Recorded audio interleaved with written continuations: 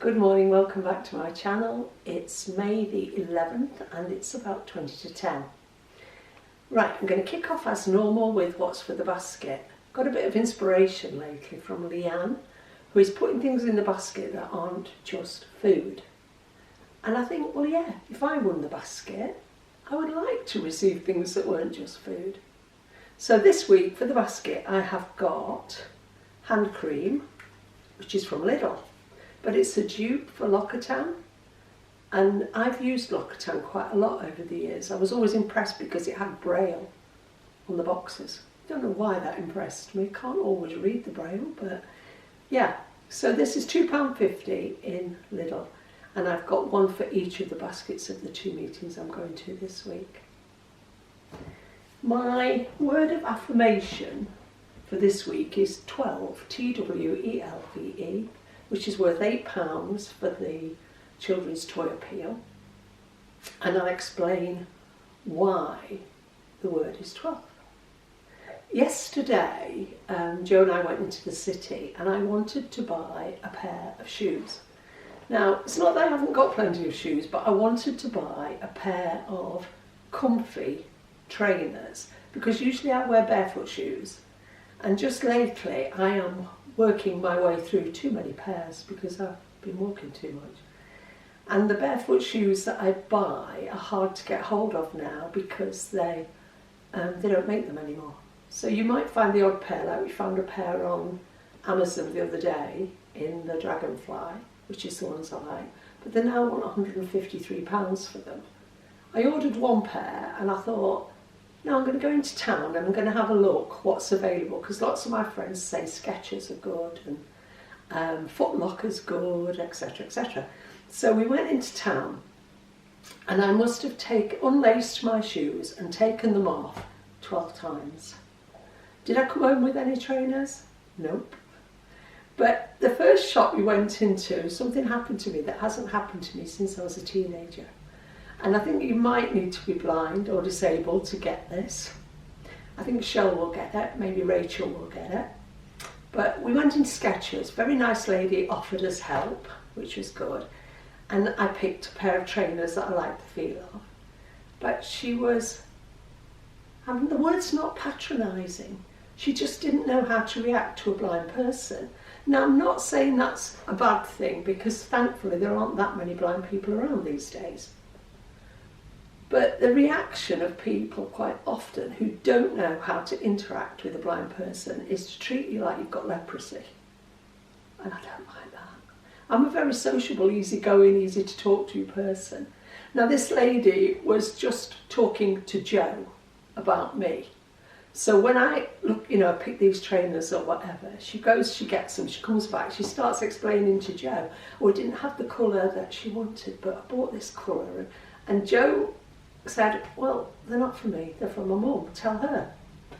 But she just didn't know how to, did she, Joe? No. She just did not know how to interact with me. So she comes across with the shoes and I'm sitting there with my shoes off and she just kind of like shot in, put them between my feet and shot out again. And I'm like, where are they? Kind of, yeah, that's lovely. And as the interaction and the interchange went on for longer with different shoes than that, I mean, she just couldn't cope. When I said things like, what colour are they? I thought, just say blue, for God's sake, or white, or whatever. But I tried about 4 pairs of shoes on in there, and then I just had to get out. I mean, I thanked her profusely for all the help, so that she felt good.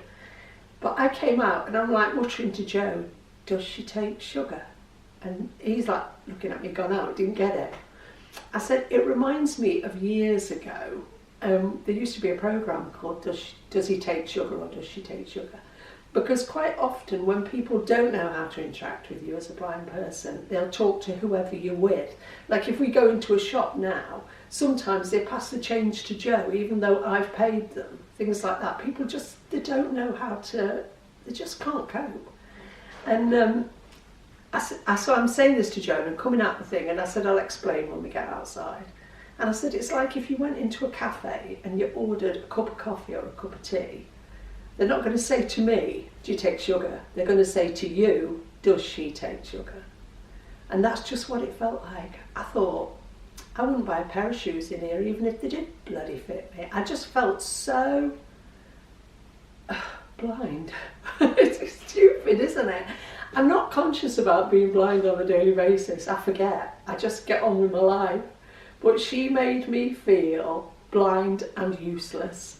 And she didn't intend to. She just didn't know how to cope. She didn't know how to interact with a blind person. So I walked out of there, and you can imagine I wasn't in the best of moods. And then we went to endless other shoe shops. So my shoes were on, and they were off, and they were on, and they were off. I could not find a pair of trainers that fitted me. And then even in Foot Locker, the girl in there, I'd asked for a pair that were in light grey and white that I was going to try on. She went away, she asked another guy to get them. Then she came back and she said, we haven't got that exact colour, I bought you a different one. But they weren't just a different colour, it was a different shoe. I thought, does she think I can't even feel what they're like? That sort of thing is like, I just find it so weird. And it's been a long time since it really happened to me like that. So after all our trucking around town, taking my shoes on and off 12 times, I came home without any. We did see a pair in Sports Direct that were actually Skechers. And Joe used his Google thing to take a picture of them, found them online and ordered them online. But oh dear, what a weird experience, and I've never felt so blind for probably 30 years. Anyway, that's by the by. It's £8 into the Children's Toy Fund for the word 12. So, the next thing we'll talk about clothing again. Keep touching on this, but the outfit of the day, the thing I'm wearing today, I've got on for the benefit of Shell and Rachel. I've got on a fuchsia pink Under Armour sort of silky t-shirt. They're just so comfortable and they're so easy to just wash and dry. And then I bought in Marks this week some new trousers because all my trousers were getting big on me. And I thought I'd done a good thing because looking through my wardrobe I found 2 pairs of trousers, like linen trousers with the tags still on. And I thought, I must have bought these last summer and they didn't fit. I had a vague memory of trying to get my fat legs into them and they wouldn't go. So I thought, I'll wear these, put them on. Well, I could have fell out of them, miles too big. So I asked Joe, what size are these? And he said, they're 14. And then the 4 pairs of trousers I've been wearing lately, they're all 14s. And they were dropping like, I felt like they were not falling off my waist, because I can tighten the waist, but dropping down my legs because they're just too big. Anyway, we went into Marks. I wanted some kind of jogger type thing, but summer weight, lightweight, and these, the material is lovely. I don't know what material it is. It's a bit more like, it's heavier, and it's a bit more like a sort of jersey knit or something, but they are so comfortable. So went in, got 4 pairs to replace the 4 pairs that are too big, and got them in a 12. Today's the first time I've tried them on. And I'm standing here thinking, Jiminy Cricket, should I get a 10? Not saying I'm that size, I'm just saying Marks are being a bit generous with these trousers. But let me show you. Can you do a shot down, Joe? It's already there. It's there, you've gone down. They're not cuffed at the bottom, they're tapered, so they really feel like they just sit nicely. Now, I have to get short because I've got little legs. Short legs, not little legs. These actually feel like they would just sit nicely above sandals or trainers. They've got really nicely seated pockets, like properly shaped pockets. And I say these are a 12, but I think in all reality go down at least 1 size if you were to buy any, because these fit on the bum, all right, but the legs, there's loads of space. So I think if you were, generally say you were a 16 by a 14, if you were a 14 by a 12, try them. They are really, really comfortable, and I've tried so many trousers on lately. But £22.50 in Marks, navy or black. And then I've got my old Toms on my feet, but yeah, I feel like I'm finally getting back into my body, as in, I feel like I felt probably 3 or 4 years ago. And one of the things I've been thinking about is when I was really big, when I was, starting out this journey at like 22 stone, and I was 26, verging on a size 28, I always felt safe. And I think that was because I was used to having like this cocoon of weight and blubber around me. I didn't feel vulnerable. I felt safe. I didn't feel comfortable. I didn't feel dainty or feminine, but I felt robust and safe. And I remember telling Joe the story of when I actually I was doing my weight loss before I joined Slimming World. I lost about 7 stone before I joined. But I was doing my weight loss and I actually was hovering just above 20 stone. And nothing would happen. I couldn't break through that barrier. So I'd get to 20 stone and half a pound. And then next week, 20 stone and 1 pound. And then 20 stone and half a pound. 20 stone, 1.5 pounds. And I just couldn't break through that barrier. And at the time I was having some therapy, an amazing therapist called Richard Broadley. And I just said to him one week, why am I doing this? Why am I self-sabotaging? And he said, it's fear. Now I know false evidence appearing real is what Alcoholics Anonymous would say that fear stood for. Why am I fearful subconsciously of going below 20 stone, Richard? Because you're afraid of being slim or thin. And I'm thinking, at 20 stone? And you're afraid of letting go of your security blanket. Because if suddenly you were able to just take off this big outfit that keeps you safe and protects you, and you would feel so vulnerable. And you're actually at the stage now where that number, to go from a 20 to a 19, seems like too big a step. And he said, I'm just going to say, do it. I give you permission to do it. And if it makes you feel vulnerable, we'll talk about it.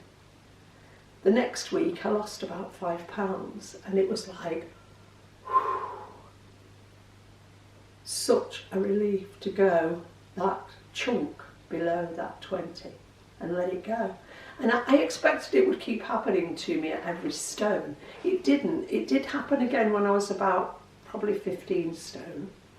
And I suppose to have dropped from 22 to 15 stone was quite a milestone for me, and it was quite a chunk of weight.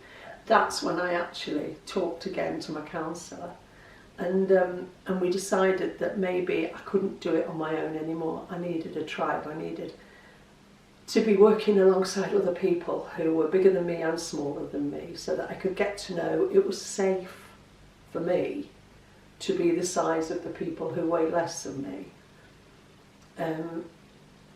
And I must admit, joining Slimming World and joining Naomi's group, and it was literally around the corner from where I live when I joined that in 2015, it was the best thing I ever did, because I wasn't doing it on my own anymore. I've always felt like the fattest person in the room. I still do. Even though I know I'm not, I've always felt like that, and that's because I can't see anybody else. Now that in itself is a good thing, because I can't compare myself to anybody else. I don't know whether the lady sitting over there, or the lady sitting over there, or the lady sitting here is bigger than me, taller than me, fatter than me, thinner than me. And that's freedom. Because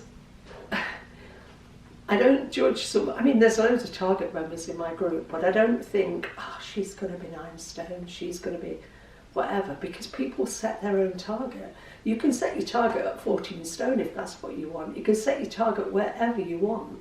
When you come into Slimming World, you've only got to have 7 pounds to lose. And you could walk through that door at 16.5 stone and decide you want to be 16.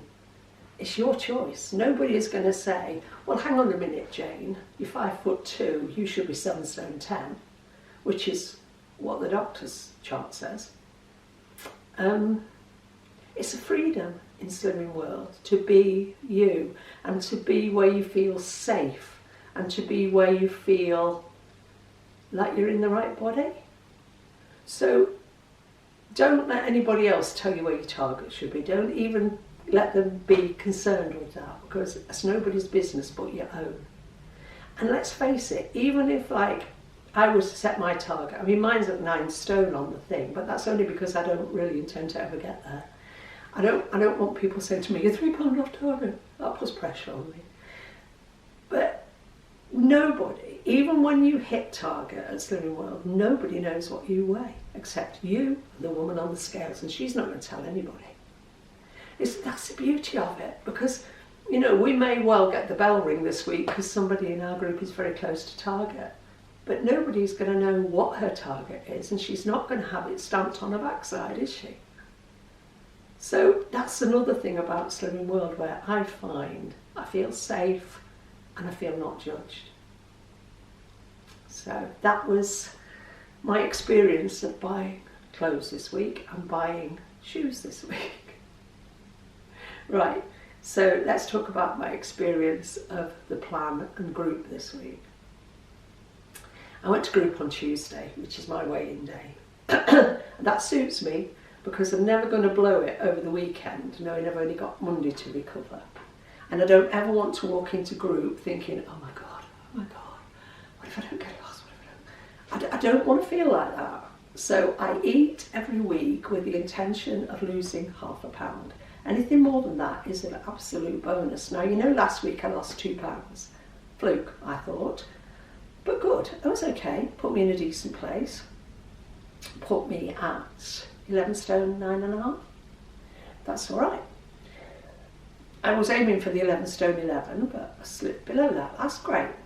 So I go into group this week. Now, one of the things I want to bring up as an issue on here, and you may think, what an odd subject, is do not, please, let your weight depend on whether you go for a poo before group, because that's just desperate.